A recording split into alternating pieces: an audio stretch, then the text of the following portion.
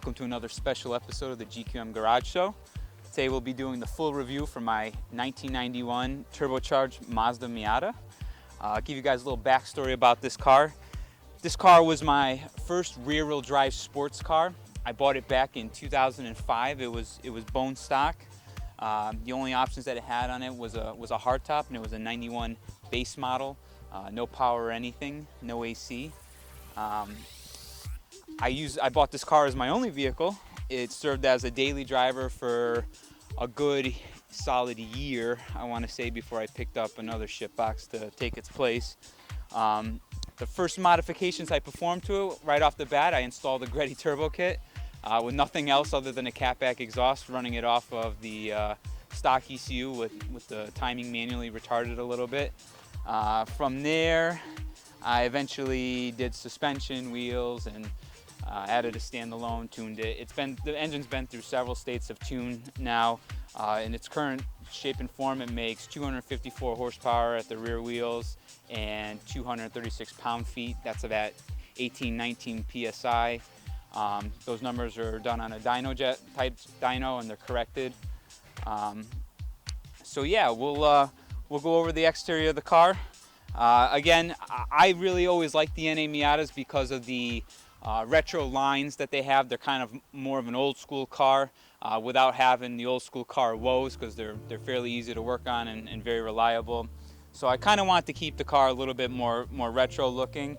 Starting with the front fascia, I added a Garage Very air dam, color match to the car. I always like the way these look, matched with the front bumper. They kind of they flow pretty well together, in my opinion. The fender flares that are on the car are a set of Auto Connection. This is one of their first batches of flares from eons ago. The wheel and tire package on the car is a set of 15x9 work equipped 01 wheels. They're a positive 10mm offset.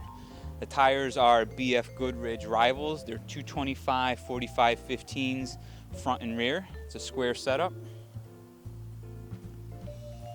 On the side sills here, I have a set of the RX-7 Fujita Engineering replica lower side sills. I'm not sure if I'm a big fan of these. When I spray the car, I'm going to match the rocker panel down here red with the rest of the car, and I might just remove them. I'm not sure how I feel about them at this time. The mirrors, these are one of my favorite bits on the car. These are a set of Zoom Engineering silver carbon fiber mirrors. I shopped mirrors for the car for a long time, and I wanted something that was very retro looking, added a little bit of contrast to the car, and the quality of the carbon weave in them is just gorgeous. So it's one of my favorite bits on the car, and they just really match the body lines pretty well, in my opinion. The car has a OEM factory hardtop. The OEM soft top has been removed. I don't really care too much for the convertible thing anymore. I've had it long enough, so the appeal and the dazzle is gone. But I also think that NA Miatas especially are very feminine looking, and I don't like the way they look with the top off, so I pretty much keep the hardtop on all the time just to keep it a little manlier. Coming around to the rear here on the trunk lid, I have a KG Works rear trunk spoiler.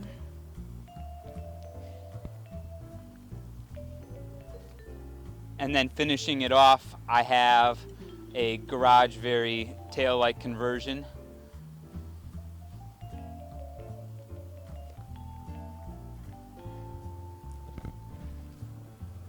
Oh, I should also forget my little stubby S2000 antenna here. So the body on this car is done as far as modifications go. The paint's original. Well, I shouldn't say it's original. It was resprayed at one point because there's a massive amount of overspray on the rear bumper there. So it's not the original paint, at least on some panels. I do have to paint the car, but other than that, as far as body mods go, this is pretty much everything that I had in mind for the car. I would have loved to do a pit crew front end conversion, but I can't really justify shelling out $3 grand on a 91 Miata just for a front end that I'll probably crash into a wall at some point anyways. So yeah, that's the whole outside of the car. Like I said, the last thing I have to do is just paint it all to make it look nice and pretty, and that'll happen someday. We'll see.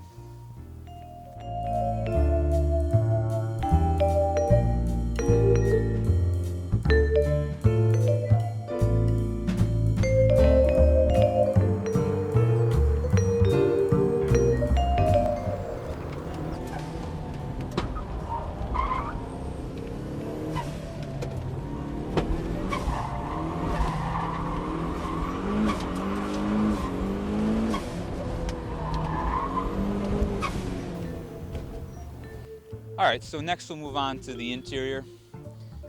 When I started really modifying the interior on this car, that was when the whole Singer 911 thing kind of took off, and I was really infatuated with the level of detail and just how they really made everything look purposeful, OEM, but like super elegant, super sense of occasion. So I wanted to kind of do something similar to the interior of this car, but obviously on a much lower scale, because again, this is a 91 Miata, not a $500,000 Porsche. So starting with the door panel, we have KG Works door pulls, door handles, sorry. I believe those are Garage Star door pulls. Those are kind of an homage to older 911s and the RSs. Moving along to the seats. The seats are made by a gentleman down in Texas. He does classic reproduction sports car seats. I believe it's classiccarseats.com or classiccarseatsgts.com. I'm sorry if I'm butchering the site. But these are 70s 911 RS replicas. I've added headrests to them. The center section is a basket weave leatherette material, and they have GT40 style grommets added as well, just to kind of keep that vintage look. Moving along to the cockpit and the driver's area, the steering wheel is a Nardi Classico 350 millimeter. I really love that wheel. It just feels nice. It looks the part. It's totally proper for the theme of the car. The gauge cluster is a KG Works independent look gauge cluster. Again, that's an awesome piece for the earlier Miatas. Inside there I have a set of rev limiter GT40 style gauges. Adam does an awesome job. He makes a lot of really cool one-off gauge faces for the car. I felt those really fit the part very nicely. The center section on the tombstone area, that has, if I remember correctly, they're retro modern climate control knobs. I'm sorry if I'm butchering these names, guys. I don't remember everything that I have at this point. With a KG Works starter button and accessory on and off switch. The shift knob, I believe, is a Nilex. It's an old Roadster M1028, if that's the number, replica. But yeah, so the point of the car was to make it semi-comfortable. The seats are definitely comfortable. They don't do shit for holding you. Unless you're a bigger gentleman, then the side bolsters would actually hold you. But I'm always sliding around and I have to brace myself and get dirtied up, bruised knees when I'm driving aggressively if I do any track duties with the car.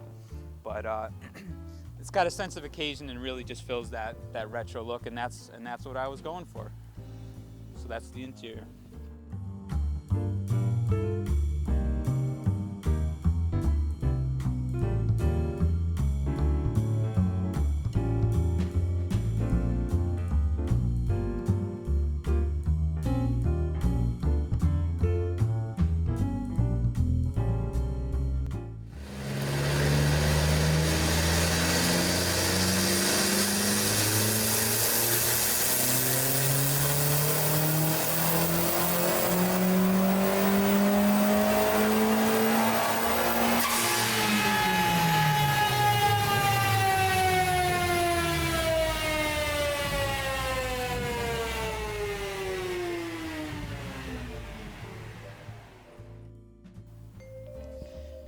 So next we'll move on to the engine bay.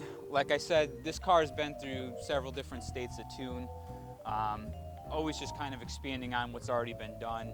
modifying the turbo setup. What started as a Greddy kit is pretty much only left down to the manifold and the turbo itself. Everything else has been replaced. So to give a quick rundown of the motor, it's stock internals. It's got about 90-something thousand miles on it, and it's been turbocharged for the last 20-something thousand miles. The only thing that's done, it's almost stock internal. I do have a set of ARP head studs. At around 15 pounds of boost, the head was lifting and I was getting some coolant coming out of the sides, so I put the head studs in. Everything else is just the turbo kit and the bolt-on accessories. So like I said, it was once a Greddy kit. It still has the original Greddy manifold with the release cuts performed. It's the TDO 4H15G turbocharger. The wastegate actuator has been upgraded. It's a 12 PSI unit. To control boost, I have a Greddy Profect B electronic boost controller. The downpipe is a Bell Engineering stainless steel divorced 2.5-inch downpipe to a 2.5-inch full exhaust. The exhaust section is Flying Miata's turboback exhaust. The blow-off valve, which I get a lot of questions about because everybody really seems to love the sound of it, is an old Blitz, and I want to say it's a dual drive, but I don't remember the exact model. But if you're looking for one, I don't even know if they make it any longer, but it is a Blitz unit. For fuel control, the car has a set of 460cc RX-7 injectors. I have a Vortec FMU unit to raise fuel pressure. The 12-to-1 disc has been removed for a 3-to-1 calibration disc. To control it all, I have a first-generation Mega Squirt plug-and-play ECU. The MAF has been removed, and I run a GM style air intake temperature sensor. The radiator is the thickest off-the-shelf coil radiator you can get. I have Mishimoto radiator hoses. This car also now has a Mishimoto oil cooler. It was one of their universal kits. I just made the bracketing for it. The intercooler is an eBay core, and all the piping I made myself. Last but not least, I have a Shakira Motorsports oil catch can.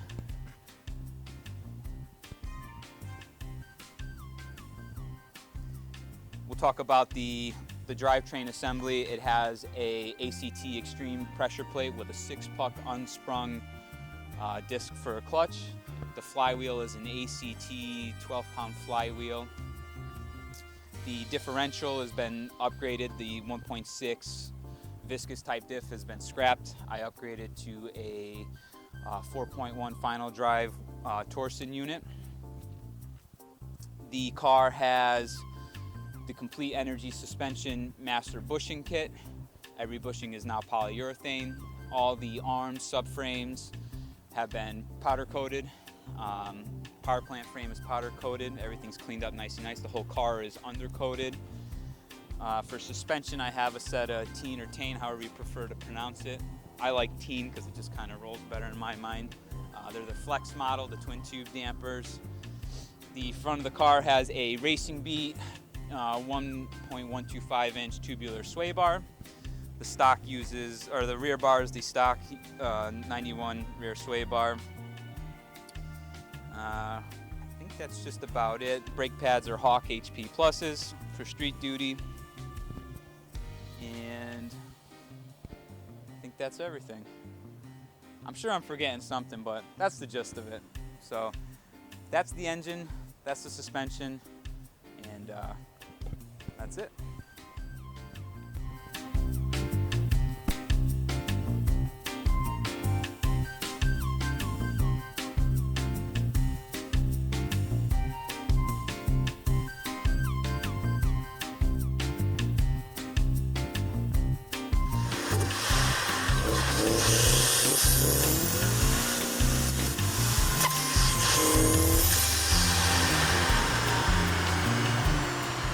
All right, so next we'll get her out on the road, show you guys what the car's like driving in the real world, and then we'll get it on the track also, and I'll give you a good driving impression for what the car's like when trying to drive it tidy and go fast, and then also let it move around a little bit and do some hooligan asshole type stuff. So move on to there.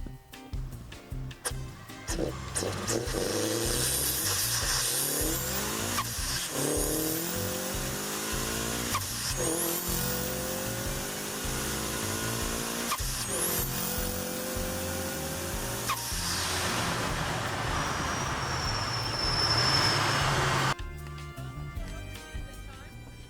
guys, we're going to go out and do the track impression here for my 1991 Turbo Mazda Miata. I'm going to start off, I'll do some tidy laps, and then I'm kind of going to drive it more how I like to enjoy driving it and asshole it around, as I like to say. We're just waiting for everybody to come off the track here. So a couple things about the car. You know, the way this car is set up is not to be the fastest car. It's not to set track records. It's not a race car. It's a street car. It's really just set up for enjoyment. I sacrifice all-out maximum grip for having a little bit of adjustability in the chassis and the ability to kind of hoon it a little bit. It's still too grippy on the street. The limits are very high, and it's hard to kind of get the car out of shape without going dangerously fast and almost dying. So we'll start off with some tidier laps. I'll give the cars in front of me a little room to spread out.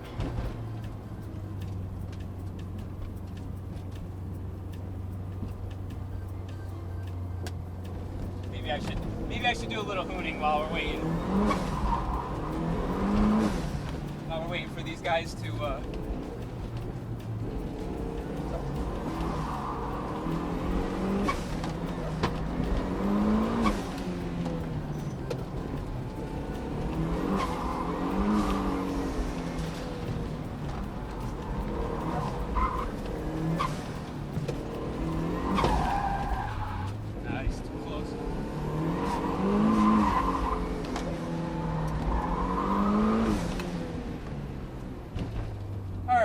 give them a little bit of room.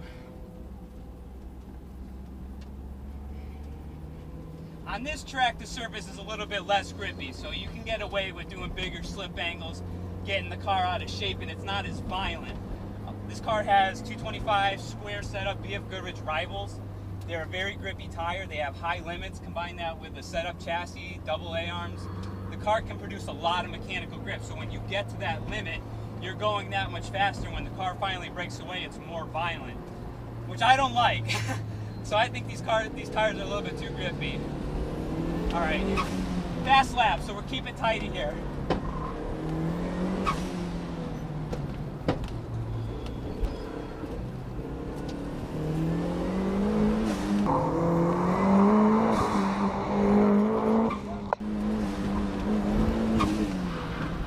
Oop, little lockup.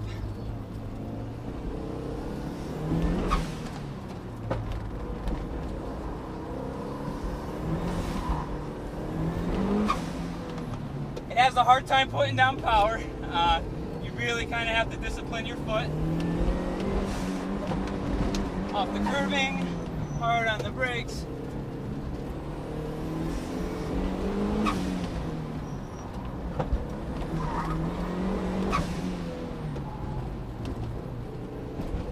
Keep it nice and tidy, use their straightaway.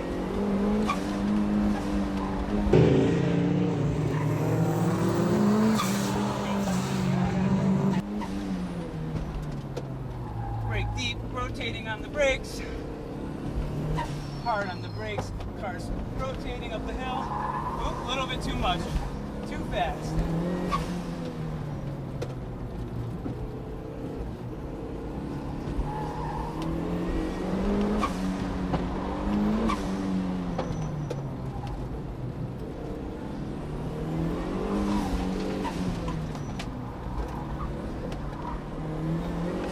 It's a lot of work. I'm already sweating my ass off. It's in the 90s today. It's very hot. Alright, so we're catching up to this guy again. So you can see you can still drive the car tidy and keep it fast if you want to. It has that ability. It's a good dual purpose car. But you can also do the smoky.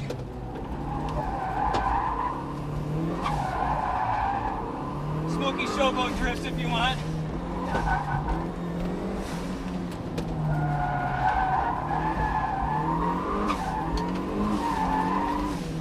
Woo!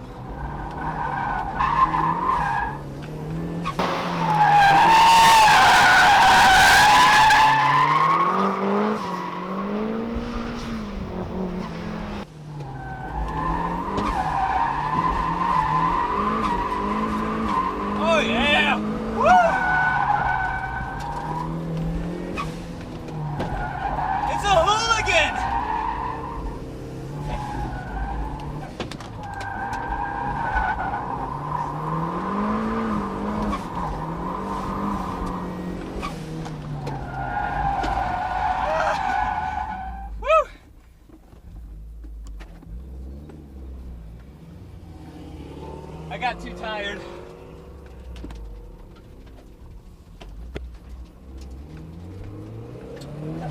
The best way I can describe this car, it's a little pissed off bull. You have to be quick. It does not tolerate lazy inputs. You really have to be on it, especially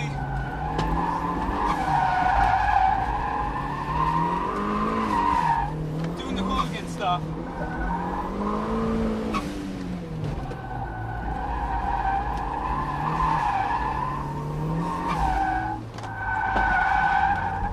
There's that 1.6, no boost. It makes 10 horsepower off boost. Gotta keep the revs up, gotta keep the momentum up. You slow down too much, you get nothing on the gas.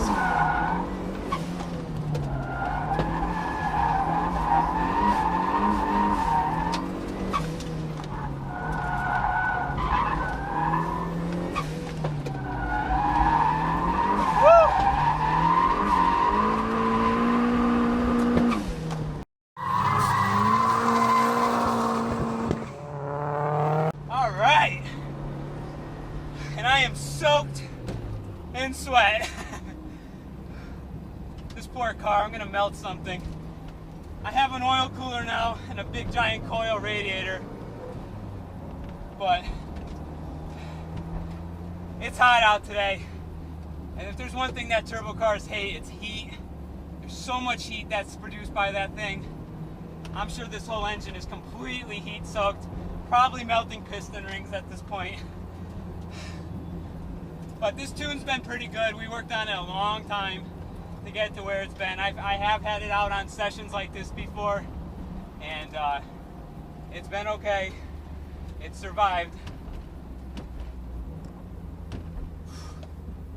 I gotta get her home. I'm a little ways away from my house out here at Lime Rock.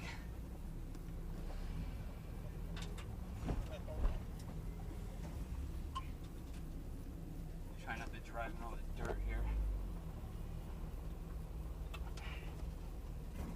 So there you have it, guys. There's the driving impression of this car. Miata is certainly not the answer to everything, as contrary to popular belief. There is a car for every application. You know, you could set a Miata up to do a lot of different things. It definitely has adjustability. Can it do it all? This is about as good as I got it, but if you ever drive a BMW or some longer wheelbase McPherson car like that, it is not nearly anywhere near as much the effort as this thing is. This is an exhausting car to drive and a very busy car to drive. There's no power steering, no ABS, no air conditioning. It is just, it's a bull. It's a raw, little pissed off bull. Alright guys, so here we are out on the road, driving this car in a real world type situation. One thing that's very noticeable is that the car being an early 90s car, it feels rather rigid and stiff. The combination of the suspension, all the bushings, the roll bar that's installed, it has Flying Miata frame rail braces. The car feels like a much more rigid chassis than compared to a stock version. So you really feel every little bump and imperfection in the road. It translates right through the chassis, through the steering wheel. And you really get a sense of feel for everything. And it's nice. It actually feels well tuned. It feels sporty. It feels something that's very communicative, raw. It's everything that you want in a sports car.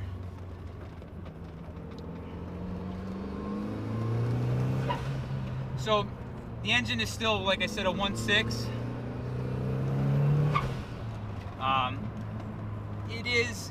It's fast when it's on boost, but the 1.6 motor is pretty anemic off boost. Stock, they only make about 100 horsepower at the wheels, and I think the torque is under 100 pound-feet. So one of my biggest gripes with this car is when you're driving spiritedly, if you can't keep the RPMs within the power band to keep the car in boost, the motor's really gutless outside of it.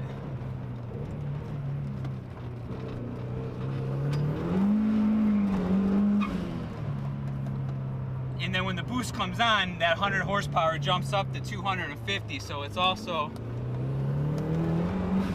it requires a bit of discipline in your foot to properly modulate it. Combine that with a short wheelbase double A-arm car and the thing's actually pretty snappy. You really have to be sharp with your inputs, you have to pay attention, you really have to know what you're doing. This is an easy car to get racked up in if you're not careful. So having the seats and having the interior the way it is, I mean, an old Miata is only going to be so quiet inside and so comfortable, but this is pretty good, I think, for a street car. You could cruise this and not be miserable, and that's a nice thing. This is a car that actually doesn't even cruise that bad on the highway. Having the 4.1 with the tire size that I'm running, the fifth gear cruise RPM is a little bit lower, and that's actually a nice thing when you're going at highway speeds. The clutch is very stiff though. Unsprung 6-buck clutches, they do kind of chatter and judder. So getting the car moving is a little bit of a chore, but once you're used to it, I actually got to the point where I can slip it pretty easily. Still, sometimes when I'm taking off, I'm not the smoothest.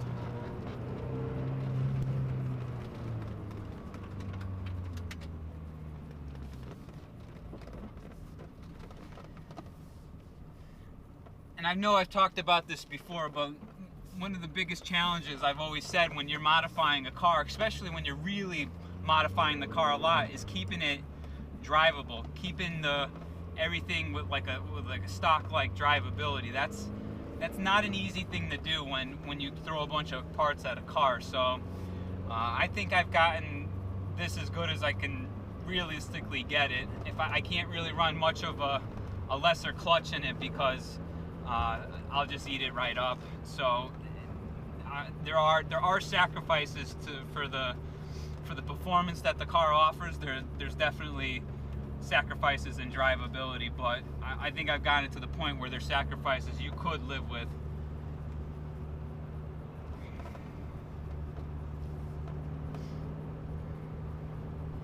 But one thing I really do love about this car is that I really feel like I'm driving a much older vehicle.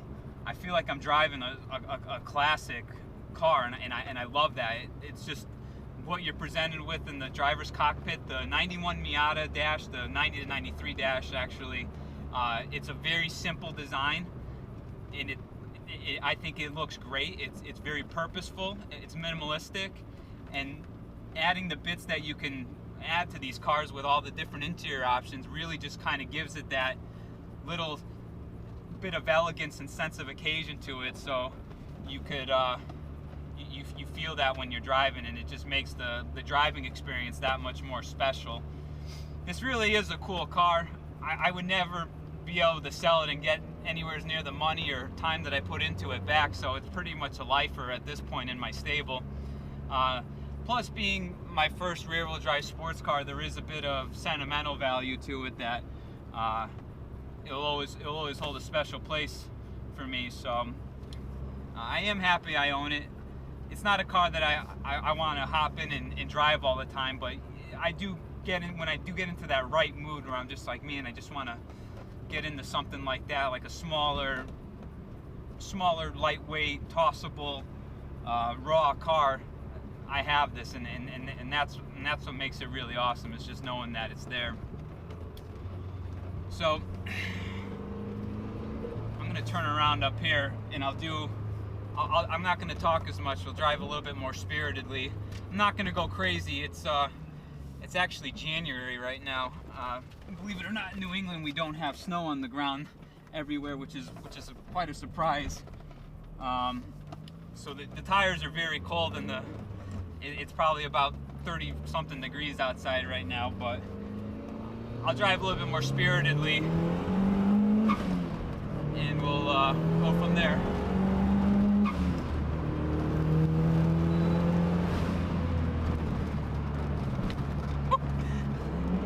I actually hopped out of my seat over that bump.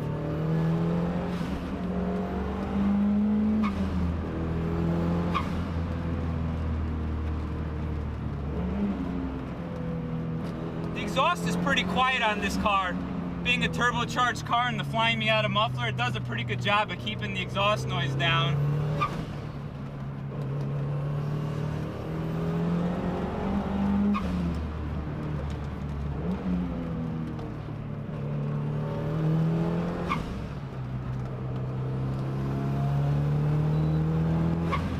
It's definitely a car that doesn't attract a lot of attention with the exhaust noise, and that's a nice thing.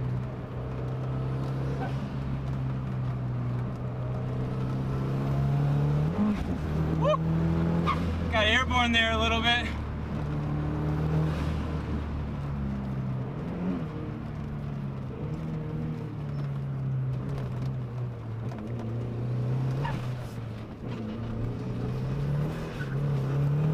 Moving around.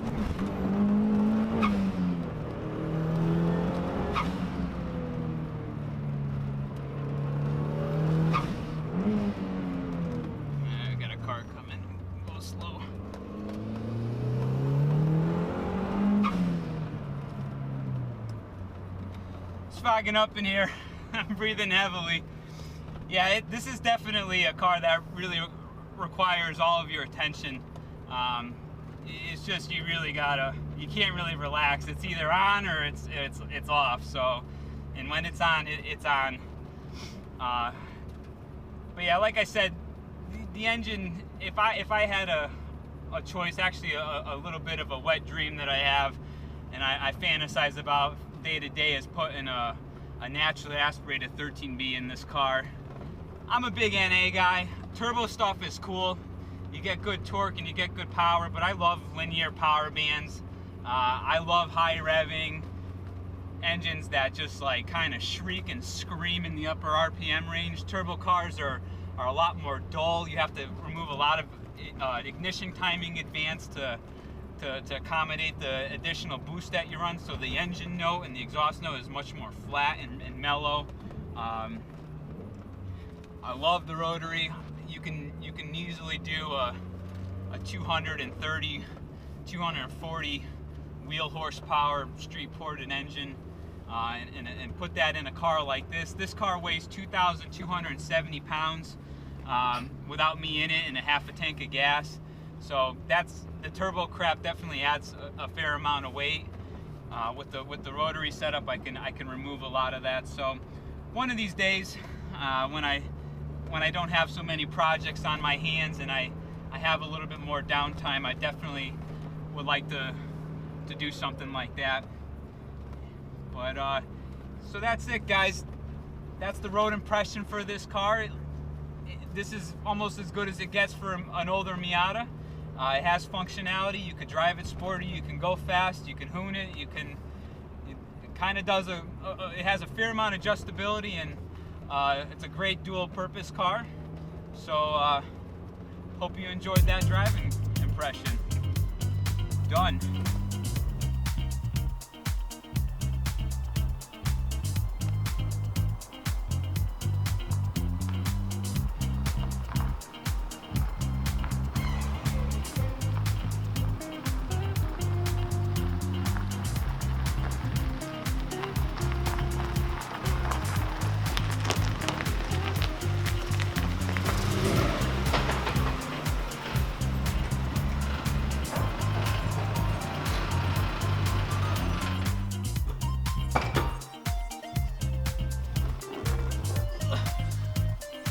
Alright guys, that concludes the full driving impression for my Turbo 1991 Mazda Miata. I hope you enjoyed it. And if you guys have any questions or comments, feel free to leave it in the section below. I'll do my best to answer it. As always, thank you very much for watching. That's it.